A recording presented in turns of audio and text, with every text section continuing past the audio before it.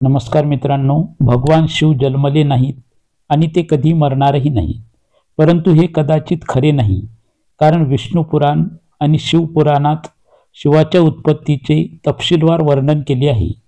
श्रीमद देवी महापुराणातही शिवाच्या आई आणि वडिलांचे वर्णन केले आहे. तर शिवांचे पालक कोण आहेत?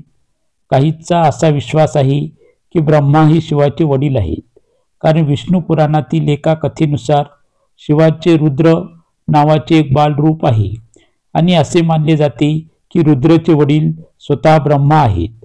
पण यामागील सत्य काय आहे आणि संपूर्ण विश्वाचे गुरु शिव यांनी त्यांचे शिक्षण कुठून घेतले?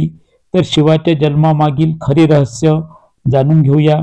पण त्यापूर्वी कृपया व्हिडिओला लाईक करा आणि कमेंटमध्ये हर हर महादेव लिहा. शिवपुराणानुसार शिव अजन्म आहे, म्हणजे तो कधीही जन्माला आलेला नाही आणि तो स्वतः जन्माला आलेला नाही, म्हणजेच तो स्वतःहून जन्मलेला आला आहे. याचा अर्थ असा आहे की शिवाला आई आणि वडील नाहीत. तथापि विष्णू पुराणात एक वेगळीच कथा सांगितलेली आहे, ज्यामध्ये असे म्हटले आहे की ब्रह्माचा जन्म विष्णूच्या नाभीतून निघालेल्या कमळापासून झाला होता आणि शिवाचा जन्म त्याच्या कपाळावरील तेजातून झाला होता. म्हणूनच शिवाचे अनेकदा ध्यानस्थ मुद्रेत चित्रण केले जाते. तथापि शिवपुराणात उलट सांगितले आहे. असे म्हटले आहे की एकदा शिव आपले गुडघे घासत असताना भगवान विष्णूचा जन्म त्यांच्या गुडघ्यावरच्या मातीपासून झाला होता. दोन्ही पुराणामध्ये या बाबतीत भिन्नता आहे. तथापि विष्णू पुराणातील आणखीन एक कथा सांगते की ब्रह्मा हे शिवाचे वडील आहेत. हे खरे आहे का? चला सत्य शोधूया. परंतु या कथेत खोलवर जाण्यापूर्वी आणखीन एक प्रसिद्ध कथा शोधूया. या कथेनुसार शिवाला शाश्वत मानले जाते, असे म्हणजे त्याला सुरुवात किंवा अंत नव्हता. एकेकाळी भगवान विष्णू आणि ब्रह्मा यांच्यात कोण मोठे आहे यावर वाद झाला. ब्रह्माला विश्वाचा निर्माता आणि पालनकर्ता असल्याचा अभिमान होता, तर विष्णूला विश्वाचा पालनकर्ता असल्याचा अभिमान होता. दोघांमधील वाद वाढला आणि नंतर त्यांच्यामध्ये एक मोठा स्तंभ दिसू लागला. स्तंभाच्या आतून आवाज आला की ज्याला स्तंभाचा शेवट सापडेल तो सर्वोत्तम असेल. हे ऐकून दोघांनीही स्तंभाचा शेवट शोधण्याचा निर्णय घेतला. ब्रह्मदेवाने हंसाचे रूप धारण केले आणि स्तंभाचा सर्वात वरचा भाग शोधण्यासाठी उडून गेला.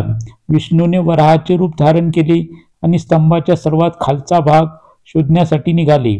हजारो वर्ष शोधूनही त्यांना शेवट सापडला नाही. त्यानंतर ते थकून परतले. शेवटी भगवान शिव स्तंभातून प्रगट झाले.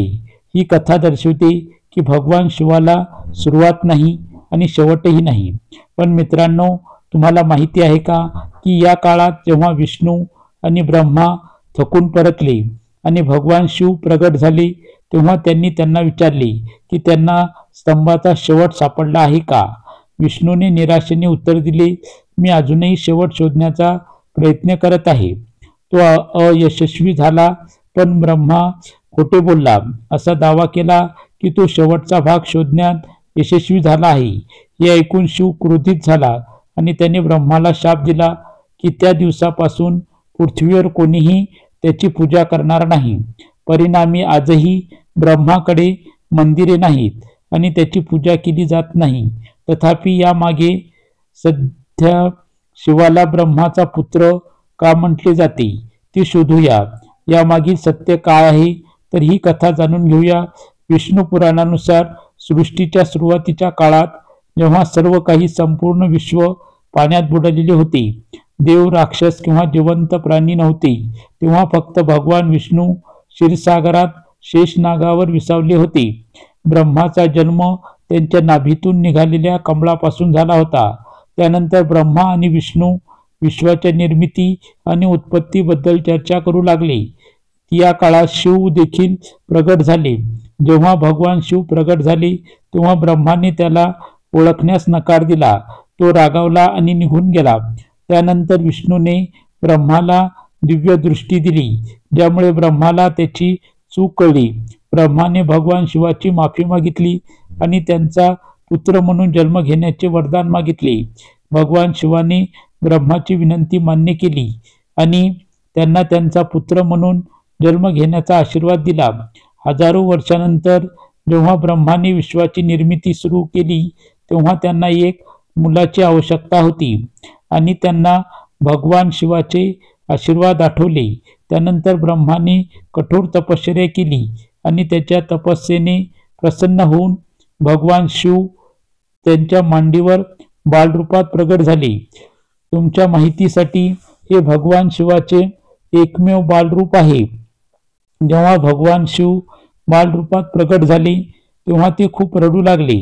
तेव्हा ब्रह्माने त्याला विचारले की त्याचे नाव नसल्याने तो रडत आहे, असे त्यांनी निष्पापपणे उत्तर दिले। त्यानंतर ब्रह्माने त्याला रुद्र असे नाव दिले, ज्याचा अर्थ रडणारा असा होतो। तथापि शिव शांत राहिला, कारण त्याला हे नाव आवडत नव्हते। त्यानंतर ब्रह्माने त्याला दुसरे नाव दिले सर्व, तथापि शिवाला हे नावही आवडले नाही। त्यानंतर ब्रह्माने त्याला भव, उग्र, भीम, पशुपती, ईशान आणि महादेव अशी आणखी नावे दिली।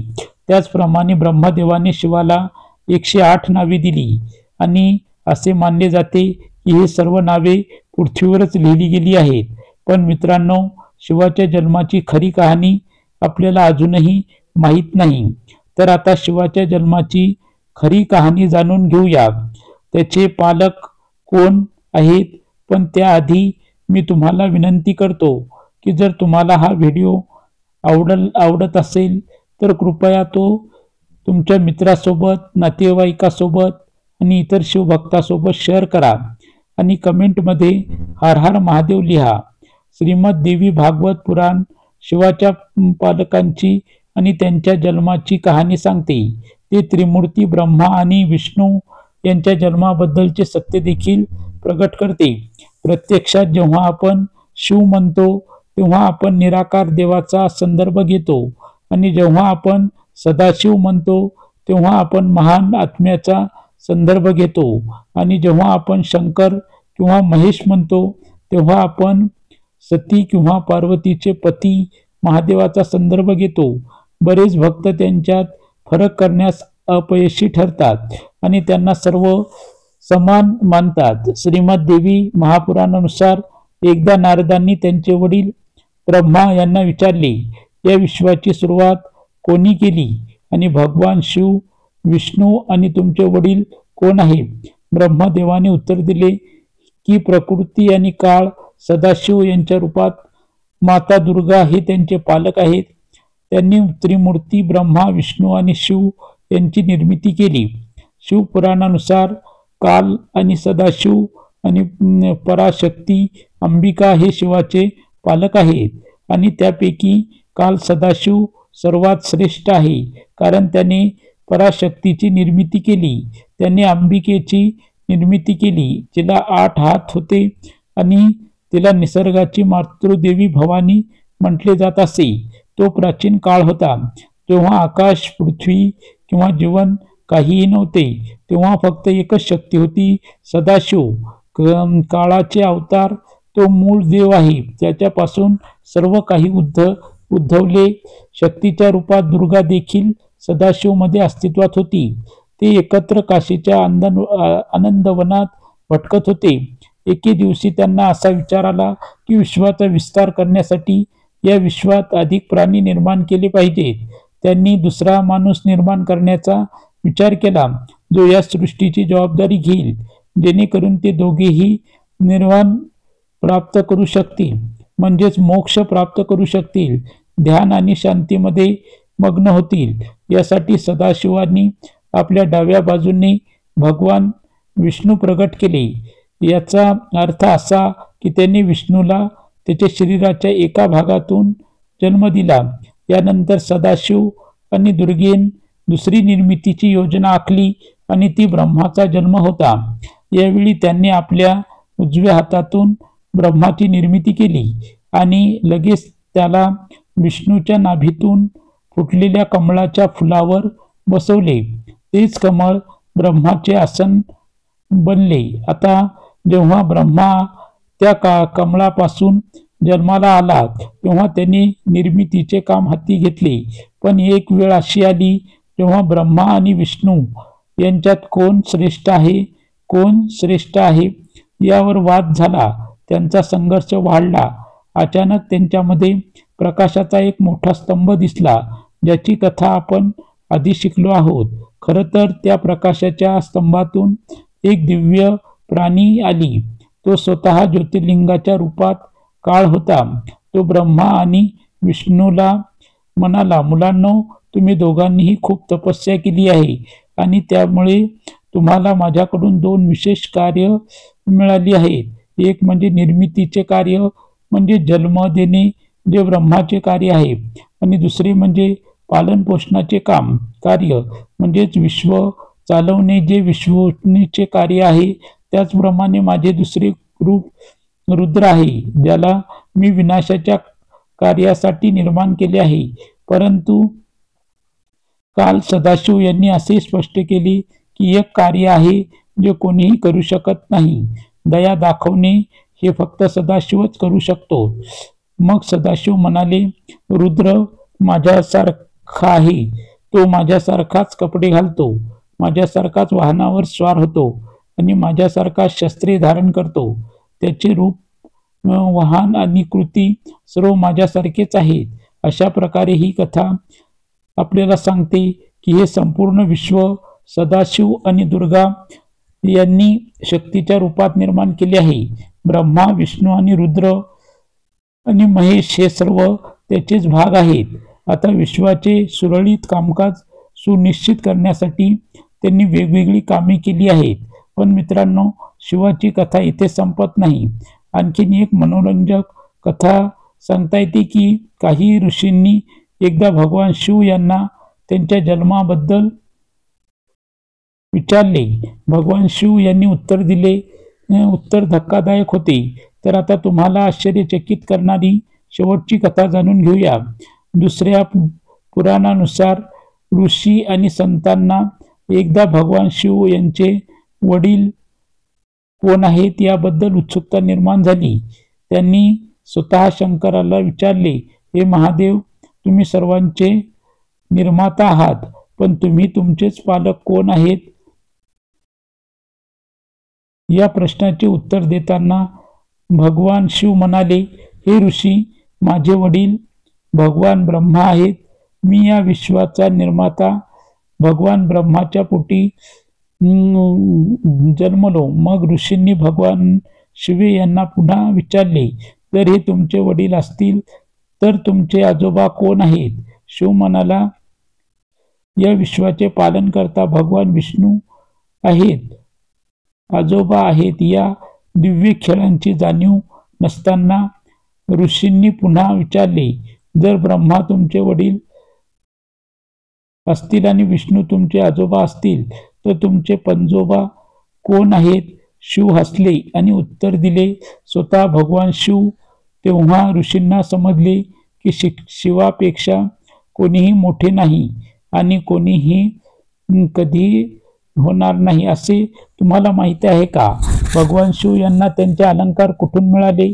ते त्यांच्या शरीरावर अनेक अलंकार घालतात, जसे की गंगा, चंद्र, वासुकी, सर्प, त्रिशूळ, डमरू आणि राख यांना हे सर्व अलंकार आणि शस्त्रे. पण या कथेचा मुद्दा फक्त एवढाच आहे की शिव शाश्वत आहे, तो जिवंत आहे आणि सुरुवात आहे. तो विश्वाच्या निर्मितीपूर्वी अस्तित्वात होता आणि त्याच्या विनाशानंतरही अस्तित्वात राहील. शिव काळाच्या पलीकडे आहे, स्मशानभूमीत राहतो, मृत्यूला घाबरत नाही आणि आसक्ती पलीकडे आहे. पण एका क्षणी असे काय घडले ज्यामुळे संपूर्ण विश्वाचे संतुलन बिघडले? शिव सामान्य माणसाप्रमाणे दुःखाने रडू लागला. तो त्याची पत्नी सतीच्या मृत्यूवर शोक करत होता. पण असे काय घडले ज्यामुळे सतीने तिचे शरीर सोडले आणि शिव माता पार्वतीला कसे भेटले? जर तुम्हाला ही कथा जाणून घ्यायची असेल तर पुढील व्हिडिओ शिव व माता पार्वतीची प्रेम कहाणी अवश्य पहा. हा व्हिडिओ तयार करताना बोलताना माझ्याकडून काही चूक झालेली असेल तर मी आपली सर्वांची माफी मागतो. जर तुम्हाला ही कथा आवडली असेल तर कृपया माझ्या चॅनलला लाईक करा, शेअर करा आणि चॅनलवर नवीन असताल तर चॅनलला सबस्क्राईब करा. कमेंटमध्ये हर हर महादेव लिहा धन्यवाद. नमस्कार. जय हिंद. जय महाराष्ट्र.